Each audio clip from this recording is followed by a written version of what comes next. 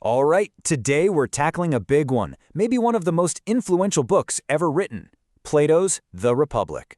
Seriously, for over 2,000 years, this single work has shaped how we think about, well, almost everything, from society and politics to our very own minds.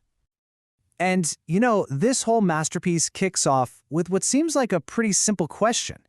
But trying to answer it, wow. It launches Plato on this philosophical journey that's so massive, he literally has to invent an entire ideal city from scratch just to find the answer. You have to remember, before Plato, a lot of philosophy was about the natural world. What are things made of? This book was a total game changer because it was the first to really systematically connect the dots between the political life of a whole society and the moral life of a single person. So, how did he do it? Let's dive in. Okay, so to even see what justice looks like, Plato comes up with this brilliant idea. He says, look, a city is just the human soul, but written in giant letters. The thinking was, if we can figure out what makes a city just and orderly, we can then zoom back in and see what makes a person just and orderly. He said that inside every one of us, there's this constant tug of war going on between three different parts. You've got your reason. That's the logical part that seeks truth. Then there's your spirit, which is all about honor, courage, and ambition. And finally, you've got your appetites. The desire for food, money, pleasure, all that stuff. A truly just person is someone who gets all three parts working in perfect harmony. And this is where it gets really cool. Plato takes that internal battle and maps it onto an entire society. He imagines a city with three classes, and each one lines up perfectly with a part of the soul. You've got the guardians, the philosopher-rulers, who are the city's reason. You have the auxiliaries, the soldiers, who act as the spirit. And you have the producers, the farmers and craftsmen, who take care of the city's appetites. So here's the bottom line for Plato. Justice isn't what we usually think of. It's not about laws or being fair in a courtroom. No, for him, justice is a state of perfect order. It's an internal and external harmony where every single part, both in you and in the city, does the one job it's naturally suited for, and everything is guided by pure reason.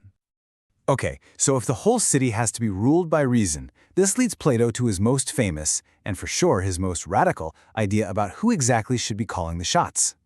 He straight up argues that the only people fit to rule are philosophers. And get this, it's not because they want the power. In fact, it's the exact opposite.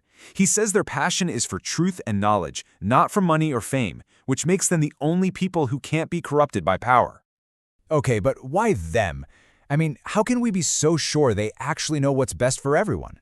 Well, to explain this, Plato uses what is probably the most powerful and famous metaphor in the entire history of philosophy, the allegory of the cave. It's such a powerful image. Imagine we're all just prisoners chained up in a dark cave, staring at a wall, thinking the shadows dancing on it are real life. The philosopher is the one prisoner who breaks free, crawls out into the blinding sunlight, and sees the real world for the first time. They see the source of all truth, what Plato calls the form of the good. And because they are the only one who knows what's truly real, it becomes their duty to go back down into that dark cave and try to lead everyone else out. Now, as you can probably guess, this incredible vision of a city ruled by pure philosophical reason has had a huge, but also really, really complicated impact on the world. I mean, this book basically invented the whole idea of a utopia. It became the blueprint, and you can just see its fingerprints all over Western thought, from ancient Rome to St. Augustine to Thomas More's utopia and all the way through the Enlightenment. Thinkers have been arguing with it and building on it for centuries. But, and this is a big but, the Republic is also deeply controversial. Critics have always pointed to some of its, well, darker sides. We're talking about rigid class structures, total censorship of art and music, using state propaganda, what he calls noble lies, to keep people in line, and even getting rid of the traditional family for the ruling class. So for a lot of people, this sounds less like a utopia and more like a recipe for a totalitarian nightmare. So where does that leave us? I mean, was Plato actually writing a political handbook? Did he really want people to go out and build this city with all its potential dangers?